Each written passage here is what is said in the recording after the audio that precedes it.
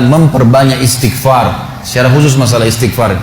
Karena ada sebuah hadis Nabi SAW yang berbunyi, bisa saja rezeki seorang hamba tertahan, ya, ditahan oleh Allah, belum dikasih, ditahan dulu karena dosa yang dia lakukan.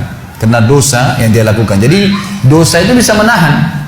Bisa saja kita mau coba masuk proyek gagal, coba istighfar kepada Allah SWT. Kan? Jadi memang ada dosa yang mengganjal, intinya begitu. Pernah ada 3 orang datang kepada Hasan Basri rahimahullah, seorang ulama tabi'in yang masyhur. Datang 3 orang ini, dan Hasan Basri ini juga terkenal dengan kesolehannya. Kalau ngomong selalu surga, neraka, rahmat dan taubat dan azab. Itu saja berputar perkataannya Hasan Basri rahimahullah. Jadi orang sering datang ke rumahnya minta nasihat. Ada 3 orang datang satu hari, antri di rumahnya. Yang satu masuk mengatakan, wahai imam, wahai kiai, wahai ustaz, saya sudah lama menikah dengan istri saya ini, tapi belum dapat anak. Sudah 10 tahun nikah nggak dapat anak. Kami sudah ikhtiar ke tabib ini, minum itu, tapi belum juga Allah takdirkan. Apa saran Anda? Maka kata Hasan Basri, perbanyak istighfar. Perbanyak ya, bukan kerjakan istighfar, perbanyak. Terus lisanmu astagfirullah wa atubu ilaih, astagfirullah terus ucapin, jangan berhenti. Gitu.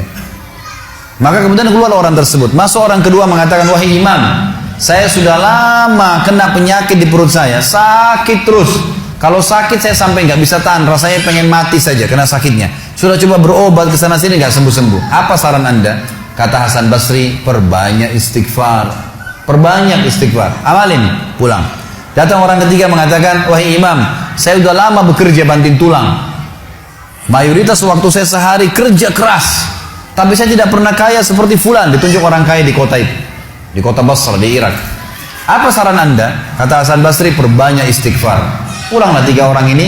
Lalu kemudian istri Hasan Basri bertanya, wahai suamiku, ketiga orang ini tadi butuh, satu mungkin dikasih modal, mungkin satu ditunjukkan tabib yang tepat, mungkin obat. Kenapa Anda cuma suruh istighfar saja? Kenapa enggak istighfar diikutin dengan yang lainnya? Dikasih modal, dikasih obat. Kata Hasan Basri, wahai istriku, tidakkah kau dengar kalau mereka sudah ikhtiar dan sekarang tinggal mereka terbuntu, tertutup di sebuah pintu yang mereka tidak tahu bagaimana jalan keluarnya. Maka saya mengingat firman Allah dalam surah Nuh. Surah Nuh ini surah nomor 71 ya. Ayatnya ayat 10 sampai ayat 12. Nabi Nuh alaihissalam berkata kepada kaumnya tentang istighfar. Surah Nuh surah nomor 71 ayat 7 ayat 10 sampai ayat 12. A'udzubillahi minasyaitonirrajim, faqultu astaghfiru rabbakum innahu kana ghaffara. Yursilis samaa 'alaikum midrara wa yumdidkum bi amwalin wa banin wa yaj'al lakum jannatin wa yaj'al lakum anhara.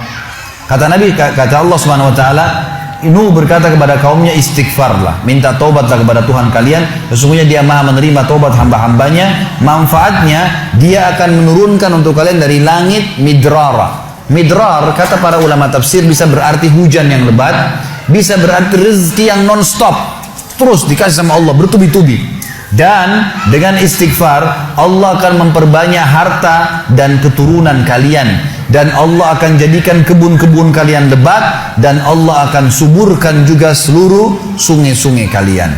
Jadi di sini manfaat daripada istighfar. Ada kisah yang lain teman-teman sekalian, kisah Imam Ahmad rahimahullah. Imam Ahmad rahimahullah dari 4 mazhab tadi, Abu Hanifah, Malik, Syafi'i dan Ahmad. Ahmad bin Hanbal muridnya Imam Syafi'i. Mazhab yang keempat. Imam Ahmad rahimahullah di akhir hidup beliau ulama besar hadis. Di akhir hidup beliau pernah terlintas di benaknya untuk mendatangi sebuah kota di Irak. Kenapa ke sana nggak tahu. Pokoknya pengen ke sana gitu. Imam Ahmad pergi ke sana. Tiba di kota itu, tapi saya tidak temukan dalam riwayat ini kota apa yang dimaksud. Tiba di kota itu, Imam Ahmad tiba azan maghrib.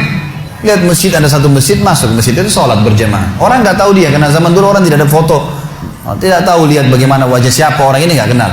Habis sholat maghrib, Imam Ahmad duduk sedikit baca Al-Quran. Azan isya dia ikut sholat. Selesai isya, Imam Ahmad pergi ke pojok masjid, mau geletak tidur. Marbot masjidnya datang, dekatin. Wahai syekh, syekh ini dalam bahasa Arab 3 artinya. Bisa satu dari 3. Bisa orang tua, syekh. Bisa orang alim, bisa orang kaya. Jadi tidak selamanya kalau antum dipanggil di Saudi syekh dianggap orang alim gitu. Bisa saja orang tua gitu kan. Dipanggil, hai syekh, orang tua maksudnya. Ngapain anda di sini? Kata Imam Ahmad, saya musafir, nggak kenal orang siapapun di kota ini. Besok pagi saya mau pergi, nggak ada tempat nginap, saya mau nginap di sini. Karena zaman dulu nggak ada penginapan-penginapan kayak kita sekarang, banyak hotel segala gitu. Kata marbotnya nggak bisa, masjid nggak boleh tidur.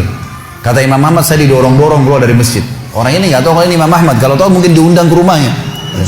Tapi ini marbot, masya Allah, istiqamah ini gitu. Keluar dari masjid, ditutup pintu masjid sama dia. Imam Ahmad lihat orang yang sudah pergi, Imam Ahmad lihat ada teras masjid, tidur di teras masjid. Balik lagi marbotnya. Wahai syekh, ngapain sini? Musafir, mau tidur, nggak ada tempat nginap. Nggak bisa syekh. Teras pun nggak boleh, peraturan. Ini saya bilang tadi istiqomah luar biasa nih. Imam Ahmad bilang saya didorong-dorong ke jalanan, Waktu saya lagi didorong ke jalanan, ternyata masjid bersebelahan dengan kios penjual roti. Ada satu orang penjual roti di sebelah masjid. Lalu dia mengatakan, syekh, dipanggil Imam Ahmad, silakan ke tempat saya. Imam Ahmad pun datang. Dia bilang, saya punya rumah tidak jauh dari sini, ini kios saya, ada ruangan tempat tidur saya. Silakan anda pakai nginap, besok anda mau pulang silahkan. Kata Imam Ahmad menceritakan tentang keadaan dia dengan penjual roti ini. Dia bilang, ada satu perilaku penjual roti ini yang unik.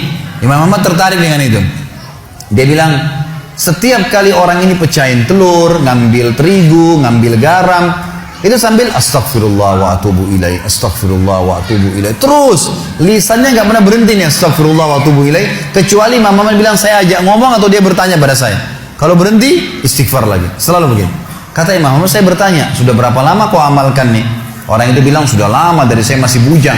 Kebetulan orang ini sudah tua, seumur sama Imam Ahmad. Sudah mendekati 60 tahun lebih gitu. Baik, dia bilang, sudah lama, dari saya masih bujang. Kata Imam Ahmad, ma samaratu istighfarik, apa manfaatnya istighfarmu? Apa yang kau dapatkan dengan istighfar yang sebanyak ini? Kata dia, tidak ada apapun yang saya minta kepada Allah kecuali diijabah. Apa saja saya minta Allah kasih, tinggal satu yang belum Allah kasih. Kata Imam Ahmad, apa itu? Dia bilang, saya minta dipertemukan sama Imam Ahmad. Loh ya, kisah nyata. Imam Ahmad mengatakan, Allahu Akbar, istighfarmu lah yang membuat saya datang ke kota ini, tidak tahu kenapa. Istighfarmu yang membuat marbot masjid mendorong-dorong saya keluar masjid. Istighfarmu yang mendatangkan saya ke tempat ini, tempat praktekmu, ke rumahmu. Karena saya adalah Ahmad bin Hanbal. Saya adalah Ahmad ibn Hanbal. Bagaimana istighfar teman-teman sekalian mendatangkan rezeki yang luar biasa. Permintaan apapun didatangkan. Seorang alim ulama biasa didatangin, ini malah didatangkan sama Allah ke tempat orang ini karena istighfarnya. Jadi memperbanyak istighfar manfaatnya sangat besar.